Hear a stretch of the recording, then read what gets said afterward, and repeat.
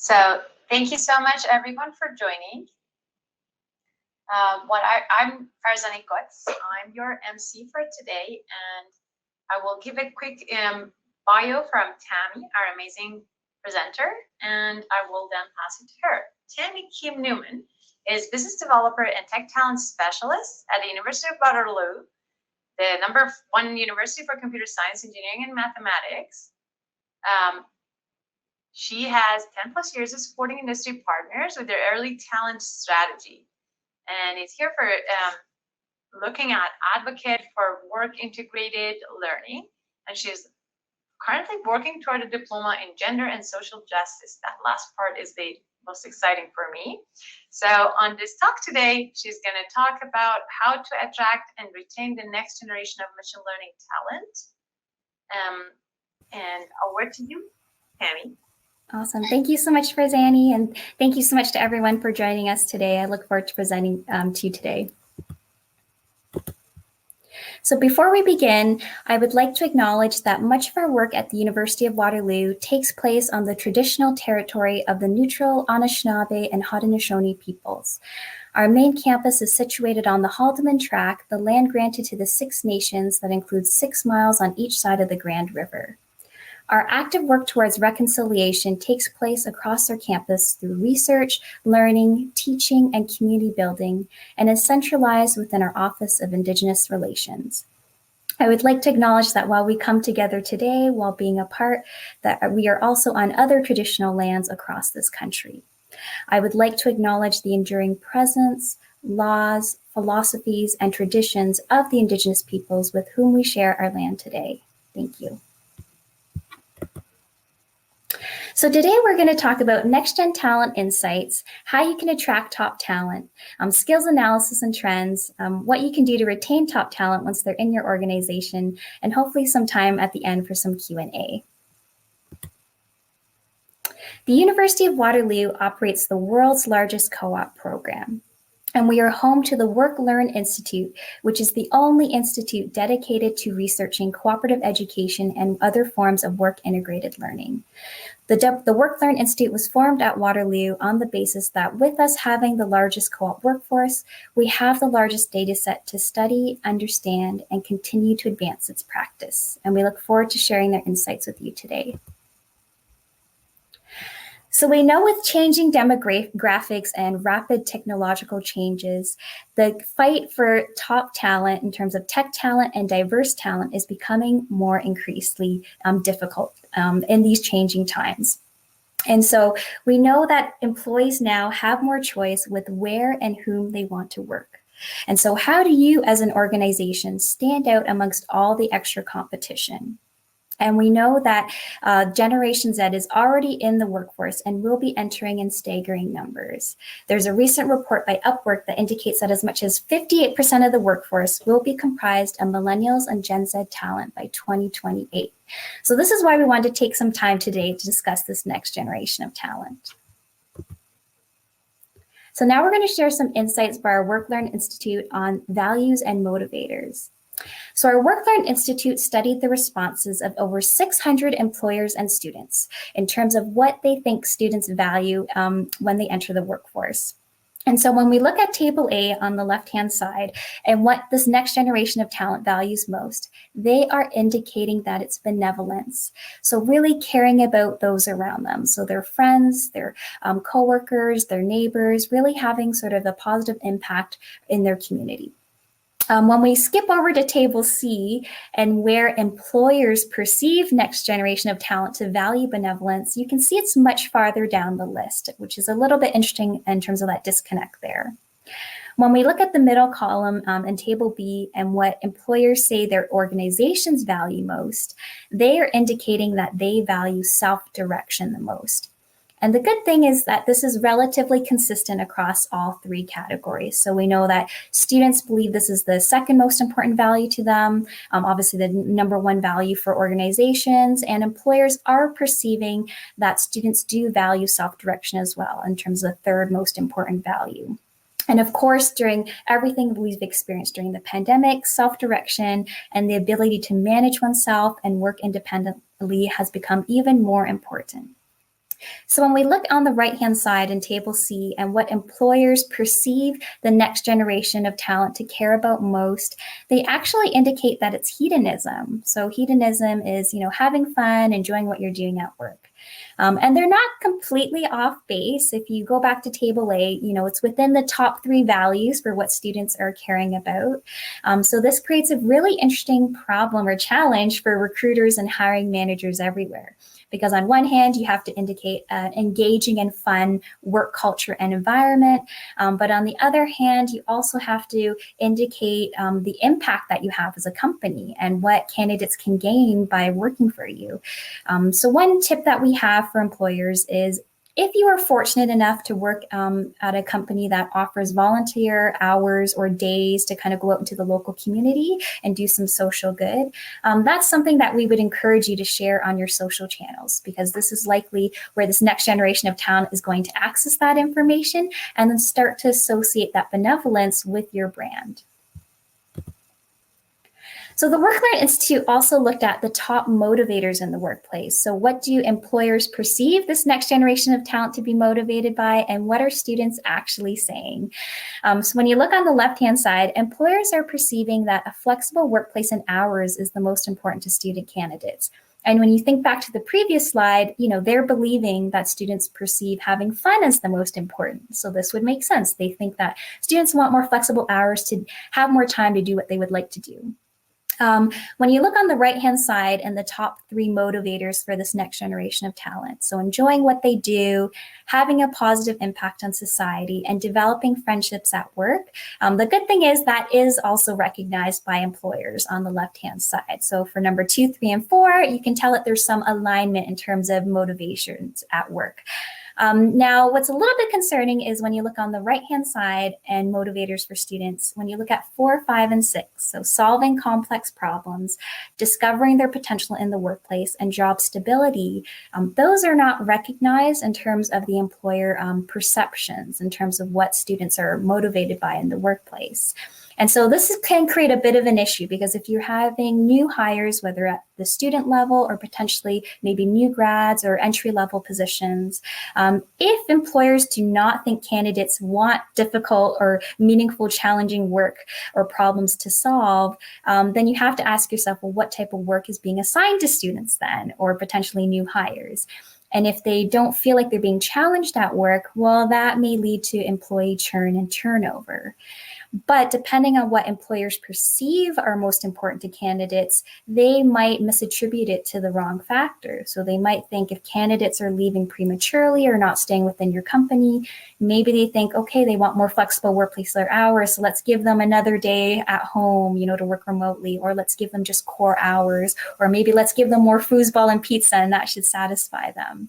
And it won't solve the actual root challenge of, making sure there is challenging work for your candidate. So one tip that we have for employers is, if you're able to, within the roles that you're designing for whether it's students or new full-time hires, trying to create an opportunity for a side project or something, or a highlight project where candidates can go out into the company, try to solve an actual business need or problem, and get to interact with maybe other teams or colleagues that they wouldn't interact with on a regular basis. And as they work with other people within your company, it might naturally solve number 5 and 6. So as they get to connect with other colleagues, they might discover their potential in the workplace by seeing some of the different opportunities that other employees have taken advantage of. And they may also get to see more job stability in your company and actually see that there's actual career pathways and progression available. So when we looked at the employer recruitment process and what they actually are looking for sort of throughout that process, it would make sense that they're focused on the actual skill set, so the interpersonal skills and the technical skills. So can a candidate actually do the job? That's usually what managers are looking for. However, remember that a couple slides ago, we asked employers, what did their organization value most? And they indicated that it was self-direction. And yet it's the last attribute they actually look for in the hiring process. So whatever your organizational values are, we just encourage you to kind of reflect about your recruitment process and really think about if it's embedded into the entire process. Is it, are your values mentioned in the job posting? Are they asked about in the interview questions? Do you even ask about them in the reference checks? So it's just giving employers a bit of pause to think about what their values are and making sure that is embedded throughout their entire process. So we know that students want to work somewhere that aligns with their personal values. And we asked students if they had a full-time offer for a company that matched their skill sets but not their values, would they take it? And 50% said they wouldn't. So for everyone on the call, we know you do not have the time or resources available to waste potentially up to 50% of your recruiting efforts. So this is why it's really important to start to understand what are the values and motivators for new hires in this next generation of talent, and how can you embed them into your actual recruitment processes. And also to really reflect about what your organizational values are, and again, making sure that those are aligned through every step of the recruitment process. So now that you know a little bit more about sort of the background of Next Gen talent, how can you actually track them? So we're going to think about job postings specifically and what you can do to stand out as an employer of choice. So we did an analysis of over 37,000 job postings posted on our internal job portal system, Waterloo Works, over a 3-year period. And we found that job descriptions that had keywords linked to these 6 thematic areas led to a higher number of applications. And I want to say that it was inclusive of all industries and all locations as well. So it wasn't biased towards a certain, let's say, well-known brand. So the 6 categories are company culture, programming, food and games, employer values, compensation, and career development. So we're going to take a look at an example. So for employer values, we found that the words that really resonated with this theme were around sort of the supports and tools available to students. You know, do they have the ability to lead and have an impact? Do they have the opportunity to learn and grow? And so we have an example of 2 different job postings and how they might have varied in their approach to articulating employer values. And so you can see in job B, they did a very good job of articulating what their company values are. It's very clear: honesty and integrity, respect, and having fun. And some of that does resonate with some of the previous values and motivators that we saw in the previous slides. When you look at job A, you know, they received a lot more applications.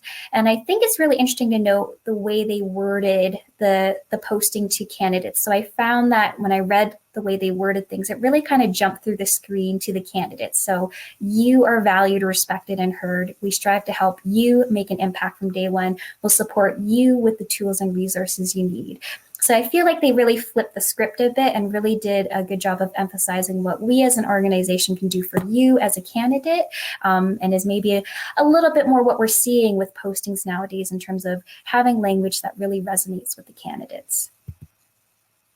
So outside of the 6 themes that we discussed in terms of driving job applications, we also found that employers that indicated some information within the compensation and benefits was also another important feature.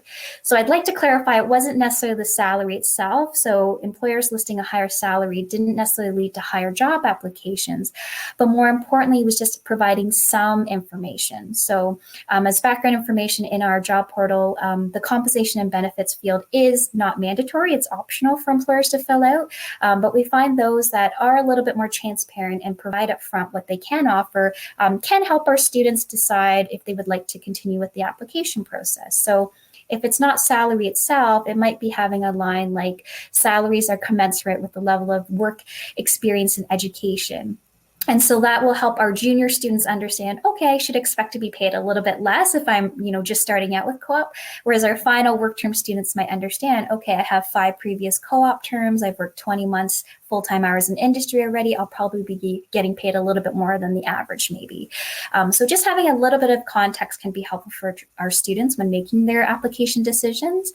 For the smaller startups or organizations, you can also use this field to talk about other perks or benefits that you can offer that maybe other firms cannot. So you can talk about the office culture if you are working in person and some of the, some of the perks or snacks that might be available there, or maybe it's more your support of ongoing professional development. Maybe you do lunch and learn activities, on a regular basis. Or maybe it's the fact that a student gets to work alongside a founder of a company. That's something the big companies can't always provide to students. So really think about what makes you stand out, and don't be afraid to kind of let that shine and be transparent in this category. So this was a job posting taken from within the tech industry, and it kind of hit a lot of the different values that students care about. And so it led to a really high number of job applications. So this specifically had over 700 applications. So when you read this job description, I think we would all love to work at this place. They literally say the best place you've ever worked, the power to create, share ideas, force for good in the world, make a difference, have fun, make a global impact. We need leaders like you to join us. So when we think back to those previous slides about sort of hedonism, they clearly directly say have fun while you're working with us, but more importantly, benevolence and, having a positive influence. You can tell the language, force for good in the world, make a difference, make a global impact. So they did a really good job tying in some of those values and motivators and, speaking to this next generation of talent.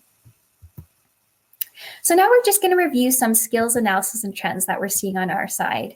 So we did a year-over-year analysis between fall 2019 and fall 2020 because we knew that the world of work had really changed very quickly, and we were curious to analyze were employers changing what the requirements were on their side of things. And so it's probably no surprise to this audience that the two things that really stood out in terms of the increase of certain words being used were related to either online tools and technological agility. So, video conferencing tools like Zoom or WebEx, or other words related to the ability to thrive in an uncertain environment. So words like uncertainty, volatile, resilience, juggle, variations, adapt, deal. So regardless of kind of what new norm we kind of move forward in terms of a working model, it might be a good idea to embed some of these keywords into your job postings going forward, because I think the pandemic showed us we can't always foresee everything that's going to happen. So you might as well hire candidates that do have resiliency and are able to adapt under unknown situations. We also did analysis of over 71,000 job postings, and we specifically looked at the required skills sections of jobs filled by our students. So it wasn't sort of the wish list of jobs posted and maybe didn't always match out, but it was actually 71,000 jobs that were filled by our students. So arguably our students have these skill sets. And so I apologize if the text is a little bit small, but the main point I really wanted to draw from this slide was to show that across all 6 of our faculties, arts, engineering, environment, health, math, and science, the need for data literacy and information literacy skill sets is increasing, and we're seeing that reflected at all levels of job postings across all levels of students and within all of our program disciplines, which I think is great to see. And we also did a little bit of a closer look specifically at math and computer science. So again, this analysis was done over a 3-year period and looking at the required skill sections of jobs filled by our students. And so obviously, the machine learning and other analytical skill sets are in high demand. But I also thought it'd be nice to highlight that there's other professional skill sets that our technical students exude. So after software development, another top demand skill that our tech students are being asked for is written and verbal communication. And also customer service. And it makes sense when you think of our tech talent. They really do have to be business translators and meet business requirements and work collaboratively with other units' goals. They participate in those daily sprint meetings or, those project management meetings and have to have strong kind of communication skill sets. So I just like to highlight that our tech students can be multifaceted and can bring a lot to industry. So now that you've, attracted candidates to your company, what can you do to keep them there? So once you've hired them, then the hard work begins. So we've done research to show that onboarding can lead to increased performance and organizational commitment. And so our WorkLearn Institute was really curious to find out in this remote environment, did that impact the onboarding and socialization process? And so the research did find that the more employers spent on sort of onboarding and welcoming activities in this remote environment, the more it did lead to increased performance and commitment. So we want to show you some of the tactics that are being used by companies in this kind of hybrid or remote work environment. And so we looked at over 1,000 student responses. And so you can see the top two activities that were done in terms of remote onboarding were a personalized message from their manager and having some uninterrupted one-on-one time between the manager and the new hire. So it's very positive, I think, to see that across all organizational sizes, these are tactics that are being used quite often. Of course, I think there's always room for continuous improvement, and we'd love to see this become 100%, right? Having a simple email intro to your team, is free to do. It doesn't take a lot of time. So we'd love to see that become 100% across the board. And we do want to note that certain onboarding tactics, of course, are easier sometimes if you are a larger corporation. So for example, online orientation program, it would make sense that the larger institutions that have over 1,000 employees probably have the capability to have their own learning and development team or HR team that can be dedicated to creating these resources. Whereas if you're a smaller startup or business, you probably aren't going to have those resources. However, when we look at that last tactic in the list, so assigned a coworker as a mentor to ask questions, again, that's something where I think there's a lot of room for potential to increase this. I do think this is something that could be done, and we could try to strive for that 100%, whether you're a team of 8 people or 2,000. I don't think it's odd to have a mentor or someone that a new hire could maybe go to as a confidant if they have any questions as they get started. And so if we were to kind of generalize tips for employers in terms of the 4 main rough activities we'd love for you to encourage to do or continue if you're already doing some of these, is number 1, sending out a welcome message from the manager to the new hire and sending that out to the team or department in some fashion, having scheduled meetings. So within the first couple of weeks of a candidate starting, making sure that there is some dedicated one-on-one time between the actual supervisor and the new hire to talk about the position, to talk about the goals the candidate would like to achieve while they start, to learn more about them. Those are all things that should automatically be built in. As well, if there's job-specific or task-specific training, we recommend also embedding that and formally scheduling that within the first couple of weeks and not leaving that up to new candidates to kind of figure out. If you're a larger company, then of course, sort of those group orientation sessions, include even students in those or any of your new hires so that they can mingle and get to know other new employees as well at the organization. And if you're a smaller team or company, maybe it's just scheduling quick 15-minute or 30-minute chats between the new hire and the other team members. So for example, on our team, we have 3 co-op students on our marketing outreach team. And so we always encourage every co-op student to book a quick 30-minute call with each of us because we are going to work collaboratively with them over the next 4-month period of time. And it's just a chance to get to know them a little bit more informally and for them to get to know us as well and build sort of that camaraderie and trust as well. And in terms of resources, it can be something as simple as a contact list, having the full first and last name of the team members, the student or new hire will be working with, having their work email addresses, maybe their work numbers where they can be reached, especially in these hybrid or remote environments. We are not always confident, in the past few years, maybe you could easily go to someone's desk and you were confident they were going to be there unless they were on vacation. Now it's harder to tell. So really making that as easy as possible for your new candidates to be able to find some of their teammates.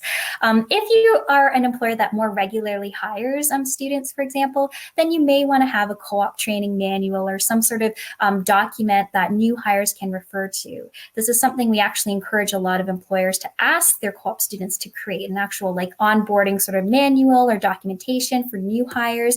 And that can also offload some of the work off of you as a manager in the future. So how else can you engage your talent beyond the onboarding process? So our student employees do appreciate sort of the project meetings and all the weekly meetings or one-on-ones they have with some of their direct team members. But definitely in this remote environment, they did indicate it has been a lot harder to create those informal connections and have those social interactions while working remotely or in a hybrid model.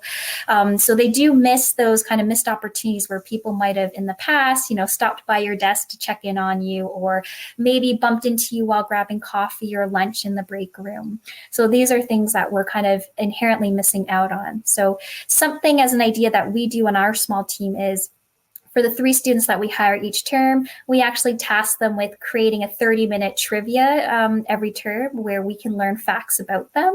And they create a Kahoot. It's not very expensive, and it's fun for us to get guess and learn more about them. And they can also learn things about us. And it's been really funny, actually, with every group that we work with, trying to guess people heights, because on the screen we're only this high and up. And so it's always a surprise who might be more petite or who might be more tall. So that's actually been something really funny that we've been able to do every term and kind of figure that out.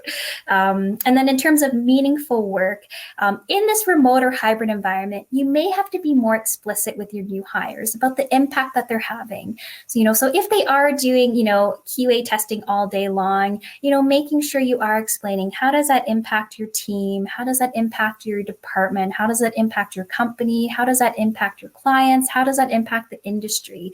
Like really making it as clear as possible that every task a student is working on is really helping the organization.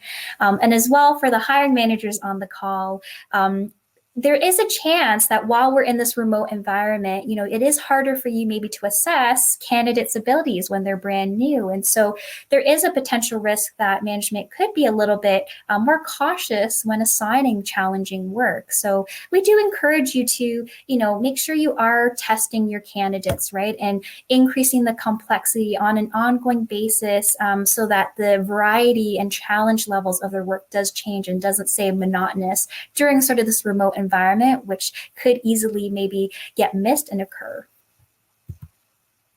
And so there's never been a better time to invest in early talent. So just in 2021 alone, we have had over 23,000 co-op students employed.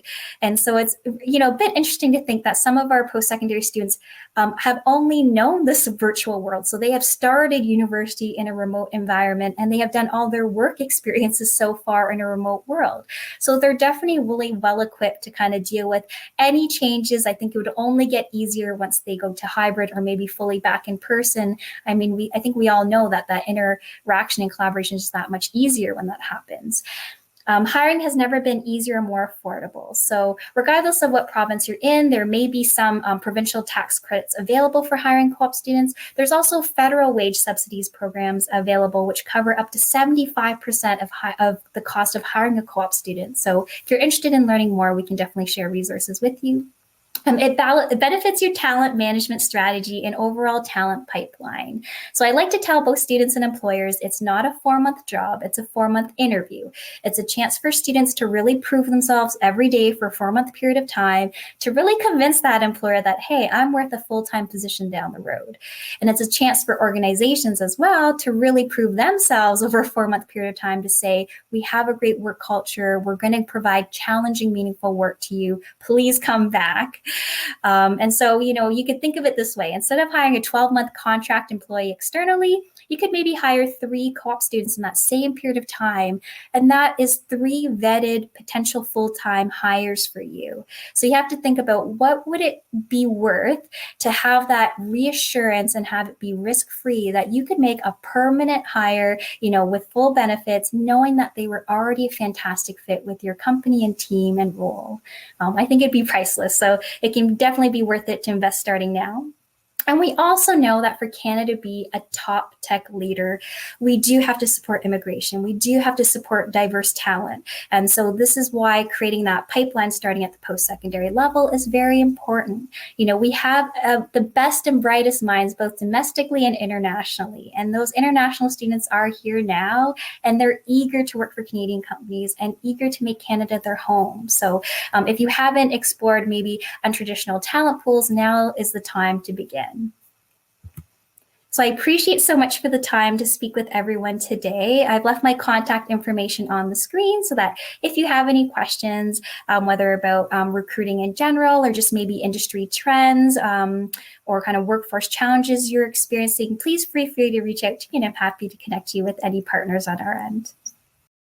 Thank you so much, Tammy. That was very interesting. For myself, I'm going to use some of the great insights for my team in IBM. very interesting that there was like a lot of different perspectives from employers and students. Everyone on the guest here, is there any other questions you want to ask? We have a comment from an instructor on the business with business students that said, interesting, their students think of compensation and salary after graduation, but maybe it's because of their being specific with business students.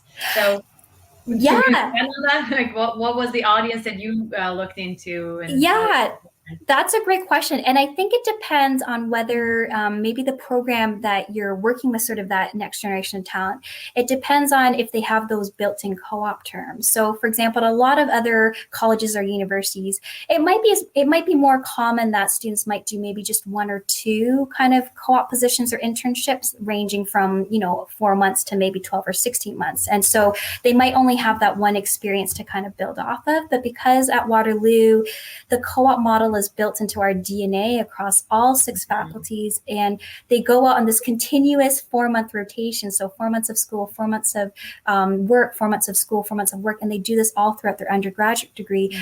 They do see progression with their salary. And so it might surprise you and scare you when you see, the tech talent salaries, especially on their final work term. They are quite competitive. I do have to be honest with this audience. And so that's why I think it's really important to start investing, especially on the junior side, because if you almost come to get our students, by the time they're graduating, it's almost too late. Like, you do have to build that rapport and relationship and branding with our students while they're younger. But that's a great question. I'm always happy to take that offline and continue the conversation. Thank you so much. Another question, the business case for diversity has been proven in many ways. Why are many tech companies still resistant to hiring more diverse candidates? Yeah, and it could be just maybe the timing of things. I feel the opposite. I do actually feel like a lot of tech companies are seemingly committed to this, actually, and quite invested in creating more diverse talent pipelines. I think we're getting a lot of inquiries on our end. So I don't necessarily think it's an issue. I could be naive. Maybe this is just my perspective. I don't necessarily think it's an issue from industry solely. I think similarly how I'm asking employers to kind of invest in early talent, I think obviously post-secondary institutions also have a responsibility to start investing in K-12. And, really we have to support this whole entire ecosystem, right? We need to encourage youth. I have 2 girls, 6 and 3 years old, and I see the bias already put towards that age group in terms of maybe the career pathways that are traditionally encouraged. And so I'm trying to fight that at every stage. And, I want them to grow up knowing they can be whatever they can be. And you do have to start reaching them earlier in the education pathway. And I think at all levels, we have to provide that support and engagement. Yeah, thank you. That's great. Actually, I'm part of, I work at IBM, and I am part of the volunteering inclusive kind of work internally. So I do see the company really wants that. But one of the things we were running internally, a workshop, a key part was the pipeline. So really, are there many people with that skills? We want to be inclusive, but we don't have the skills. So how can you, both build the network and then get the people into this, and then also, to your point, start earlier and kind of need that thinking and impact on where they are seeing themselves. So absolutely. Well, and I'll share too, because I did actually the co-op program at Waterloo. I'll give an example. I'm first generation, my parents didn't get to make it, even to the high school level of education when they came from Korea, right? So for me, it was so imperative for me to do co-op at Waterloo, because to me, participating in work integrated learning like co-op is sort of a democratizer, I guess, let's say, of career opportunities, because as long as I worked hard during my co-op opportunities, it didn't matter that I didn't have a professional network to pull on. And so that's why I'm so passionate about really supporting this age of kind of youth, because I think the students come here so driven for opportunities and to make an impact. And we don't always know their life stories, and we don't know, are they potentially covering the cost for family members, right? We just don't know their backstory. So I agree with you. It's definitely a complex topic, and I think involves multiple levels, a multi-pronged approach to create that supportive network, for sure. But great questions. Thank you. This has been really, really inspiring for me. Really appreciate that. And I'm sure it has been for our audience. Any other questions anyone wants to ask in the chat? Well, thank you, Tammy. You have inspired all of us. We really appreciate it. Very nice to meet you. Nice to meet you And too. we will share this event is going to be recorded, and the slides are going to be shared later when the event is wrapped up. So anyone, if you have more interest, reach out to Tammy, connect with us to connect you with her. And I want to thank you again for the great talk and great content, and have a great rest of the day. Fantastic. Thank you, everyone. Thank you, Farzani. Thank you. Thank you, Tammy.